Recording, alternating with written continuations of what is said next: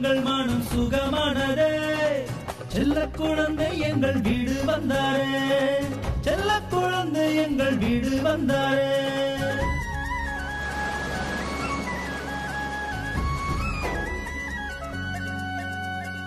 எந்தன் புண்ணியம் உன்னை சேர நிடூடி நீ வாழ்வாயே, நிடூடி நீ வாழ்வாயே. அழித்து விடுக தர்மமும் பாவத்தை, உன்னை விட இங்கு வீரனில்லை, உன்னை விட இங்கு வீரனில்லை. மறவால் எங்கள் மனம் சுகமானதே, செல்ல குழந்தை எங்கள் வீடு வந்தாரே. இனி கம்சனின் எந்த ஒரு ஆணைக்கும் இணங்க கூடாதென்று நான் தீர்மானித்து விட்டேன். இதில் உமது தவறு எதுவும் இல்லை அக்ரூரரே. ஆதலால் கவலை கொள்வதை விட்டு விடுங்கள். அக்ரூரரே. மகாராஜா வேண்டாம். மகாராஜா விரைந்து சென்று விடுங்கள், இந்த கணமே சென்று விடுங்கள். சென்று என் தோழர் நந்தருக்கு வரக்கூடிய ஆபத்தை முன்னறிவிப்பு செய்யுங்கள்.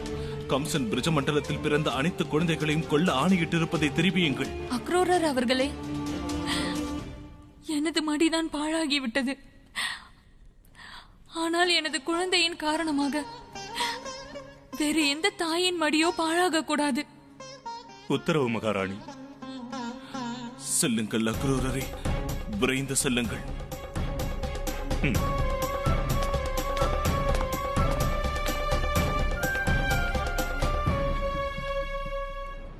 இங்கு வீரனில்லை, மறவால் எங்கள் மனம் சுகமானதே.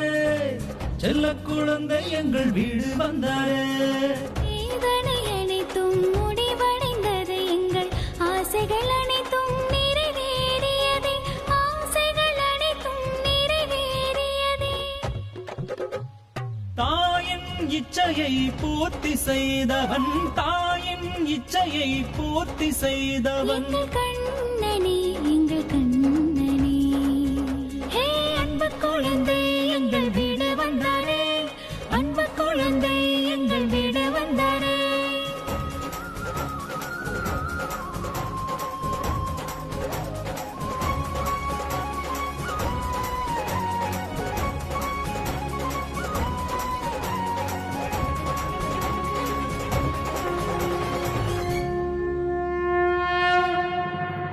மதிப்பு அவர் மனதில் உயர்வாக உள்ளது.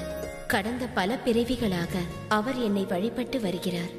ஆனாலும் அவர் இதுவரை என்னிடம் பொன்னும் பொருளும் வேண்டியதில்லை. அவருக்கு எப்போதும் இருந்த ஒரே விருப்பம் நான் அவருக்கு பெண்ணாக பிறப்பதே. ஆதலால் தான் என் பக்தரான விருஷபானுவை என் தந்தையாக தேர்ந்தெடுத்துள்ளேன். தேவி, இன்று தாங்கள் அளித்திருப்பது விருஷபானுவின் பக்திக்கான பலன் மட்டுமல்ல, அத்துடன் தாங்கள் உணர்த்துவது இவ்வுலகத்திற்கான ஓர் சிறந்த பாடமும். மக்கள் அனைவரும் விருஷபானு தன் மகள் மீது வைத்திருக்கும் ஆழ்ந்த அன்பை பார்க்கும் போது அவரவர் தங்களுடைய மகள் மீது வைத்துள்ள பார்வையை மாற்றுவார்கள். ஆதலால் மீண்டும் இவ்வுலகில் ஸ்திரீக்களுக்கான சமநிலை கிடைக்கப் பெறும். சமூகத்தில் தூய்மை எனும் பெயரால் பறிக்கப்பட்ட அனைத்தும் மீண்டும் கிடைக்கப் பெறும். விருஷபானு, நீ லட்சுமி தேவியை தானே எப்பொழுதும் வழிபட்டு வந்தாய்? அவளை கைகூப்பி வணங்கி தாயே எனக்கு ஒரு மகளை கொடு என்றாய். பிறந்து விட்டாளா உனக்கு ஒரு மகள்? நிறைவேறி விட்டதா உனது வேண்டுதல்? அந்த தாய் உனக்கு தந்த ஆசீர்வாதத்தை பார்த்தாயா? ஒரு பெண் குழந்தை, அதுவும் குருடி. நமது வம்சமே அழிந்து விட்டது. நான் மன்றாடி கேட்கிறேன், அமைதியாக இரு. இவள் எப்படி இருந்தாலும் எனது மகள்தான். மகள் பிறப்பதினால் குடி மூழ்கிவிடாது. இதை பாக்கியமாக நினைக்கிறேன். ராமேஸ்வரா, சென்று வைத்தியரை அழைத்து வா. தேவி, எந்த மாயையை நிகழ்த்துவதற்காக தாங்கள் கண் திறக்க மறுக்கிறீர்கள்?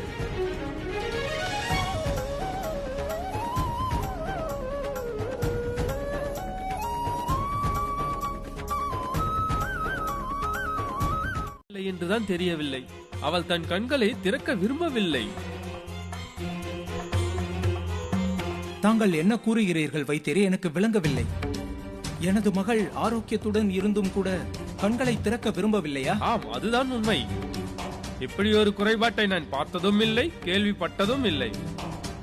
இதற்கான சிகிச்சை நம்மிடத்தில் இல்லை.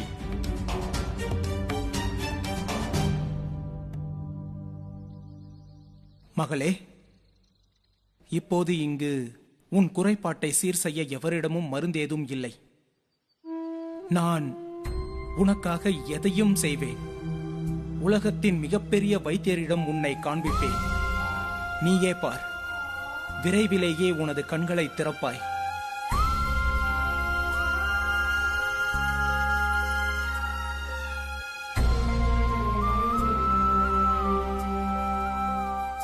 நீ கூறுவதும் சரிதான். நாராயண நாராயண, தங்களது லீலை மகத்தானது பிரபு. தங்களது லீலையை தவிர்க்க எவரால் முடியும்? பார்த்தீர்களானால் இத்தனை எளிதாக நீங்கள் உங்கள் மனதில் எண்ணியதை தாய் யசோதை மூலமாகவே உரைத்து விட்டீர்கள். அதுவும் அல்லாமல் எல்லோரையும் பர்சானைக்கும் வரும்படியாக செய்து விட்டீர்கள். சத்யநாராயணன் ஆலயத்திற்கு சென்று அவர்களின் குழந்தைக்காகவும் வழிபட வேண்டும். இதை யார் அறிவார்? அந்த சத்யநாராயணனின் ஆசிர்வாதத்தால் அந்த குழந்தை கண் திறக்கலாம் அல்லவா? தாயே, இன்னும் சற்று நேர இடைவெளிதான். நந்தகுமாரர் பர்சானைக்குள் நுழைந்தவுடன் தாங்கள் தங்கள் கண்களை திறந்தே ஆக வேண்டும் தாயே. நானும் அந்த கணத்திற்கு தான் காத்து கொண்டிருக்கிறேன் நாரதரே. அவர் எப்பொழுது என்னை காண வருகை தருவார்? நான் முதலாவதாக என் கண்களை திறந்து முதலாவதாக அவரது தரிசனம் பெற வேண்டும் என்று.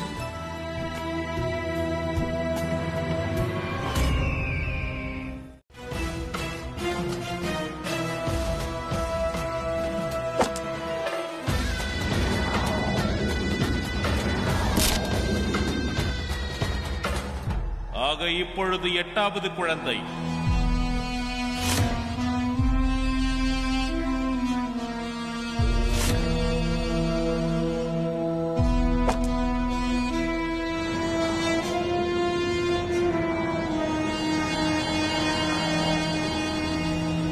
ஆத்தல்லி அழுத்தல்லி அவரல்லி அணைத்தல்லி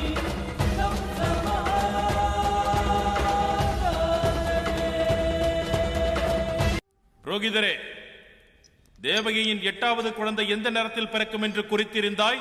கடவுளே, ஆவணி மாதம் தேய்பிறை அஷ்டமி திதியில் நள்ளிரவு. அந்த இரவின் நடுவில் விளையாடு. எங்கே ஒளிந்து கொள்ள முடியுமோ ஒளிந்து கொள். ஆனால் உனது மாமனை வெல்ல முடியாது. நீ எங்கு இருந்தாலும் உன்னை தேடி கண்டுபிடிப்பேன். அதன் பிறகு உடன் பிறந்தோரை போன்று உனக்கும் மகால மரணம்தான். செல்லுங்கள். பிரஜமண்டலத்தில் எந்த ஒரு பச்சிலம் குழந்தை இருந்தாலும் அனைத்தையும் கொன்று விடுங்கள். ஒரு குழந்தை கூட உயிரோடு இருக்கக்கூடாது. புரோகிதரே, எனது குழந்தை பருவத்தில் யாரேனும் ஒரு நண்பனை நான் வெகுவாக தேட வேண்டியிருந்தால் நான் விரைவில் அவனது உயிர் துடிப்பை நிறுத்தி விடுவது வழக்கம்.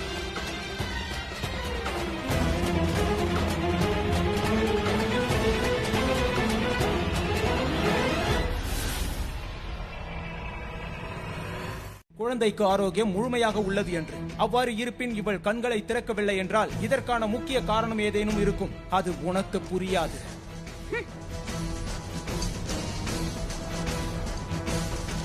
மகளே, உன்னை மதுராவில் உள்ள ராஜ வைத்தியரிடம் அழைத்து செல்கிறேன். சித்தர்கள், மாமுனிவர்கள், மேலும் மகான்களையும் சந்திப்பேன். அதன் பிறகு பார், ஆம், நீ முழுமையாக குணமடைந்து விடுவாய்.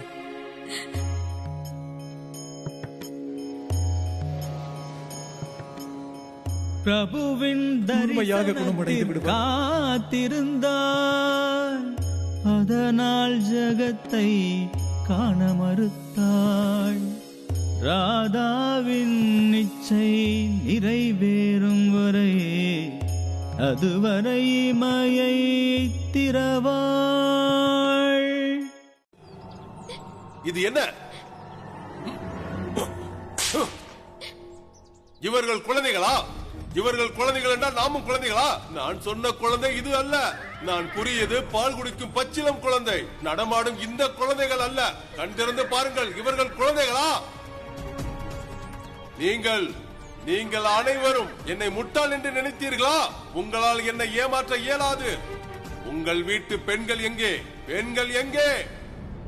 வீரர்களே, பெண்களை தேடுங்கள்.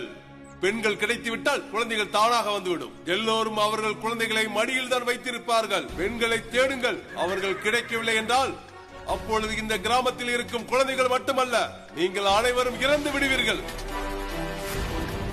கடவுள் கம்சர் நம் எல்லோரையும் கொன்று விடுவார். தேடி கொண்டு வாருங்கள்.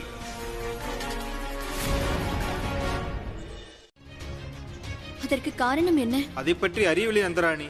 நான் கேள்விப்பட்ட வரையில் கம்சன் ஸ்ரீ தேவகியின் குழந்தையை கொல்ல இயலாமல் போய்விட்டது.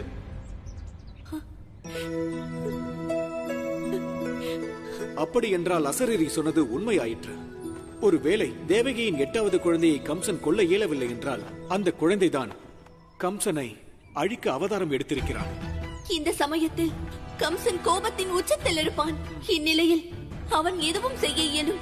எந்த அசம்பாவிதமும் நிகழலாம். யசோதா, நமக்கு தெரியாது கம்சனின் மனதில் என்ன உள்ளதென்று. அவருடைய படை உதய மண்டலத்தில் என்ன செய்து கொண்டிருக்கிறது? ஆனால் ஒன்று உறுதியானது, கம்சனின் நடவடிக்கை சரியில்லை. இந்த நிலையில் குழந்தையை பர்சானைக்கு கொண்டு செல்வது நல்லதல்ல. ஆம் ரோகிணி அக்கா, தாங்கள் கூறுவது சரிதான். நாம் நமது குழந்தைகளின் பாதுகாப்பில் கவனமாக இருக்க வேண்டும். நாம் கோகுலத்திற்கே திரும்பி சென்று விடலாம்.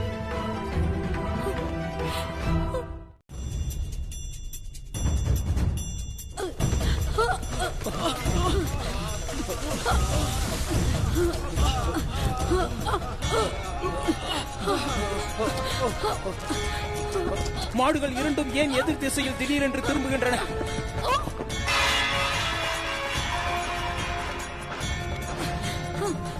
என்ன இது?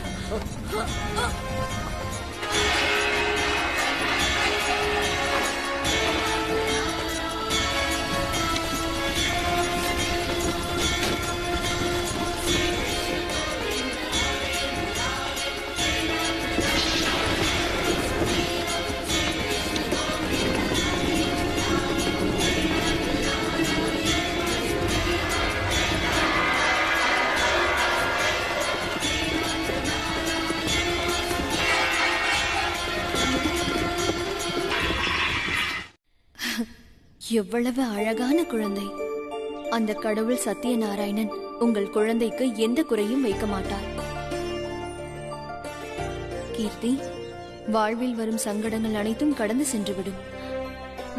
அந்த சத்தியநாராயணன் விரைவிலேயே இவளை குணமாக்கி விடுவார். எனக்கு நம்பிக்கை உள்ளது. யசோதா அக்கா, தங்களது குழந்தை எங்கே? அவனால் நீங்கள் மிகவும் மகிழ்ச்சியாக உள்ளீர்கள். நாங்களும் பார்க்கலாமா உங்களது குழந்தையை? கண்டிப்பாக. அதோ அங்கே பார், ஊஞ்சலில் ஆடிக்கொண்டிருக்கிறான் நந்தகுமாரன். இதோ இருக்கிறான் கண்ணன்.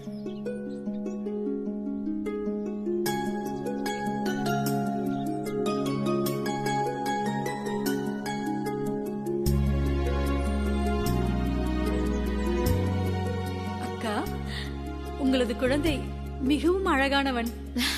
இவனிடமிருந்து பார்வையை விளக்க முடியவில்லை. நாரதரே, நீங்கள் அறிவீர்கள் நந்தகுமாரர் என் அருகில் உள்ளார் என்று. ஏனென்றால் உங்கள் கண்கள் திறந்திருக்கின்றன.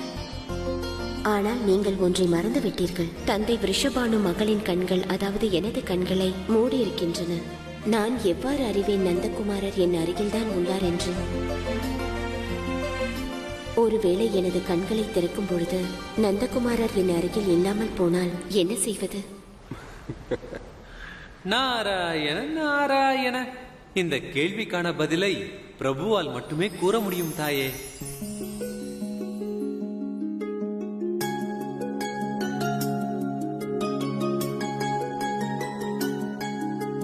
அகலவும் இல்லை, தொலையவும் இல்லை, அன்பில் பூத்த முல்லை,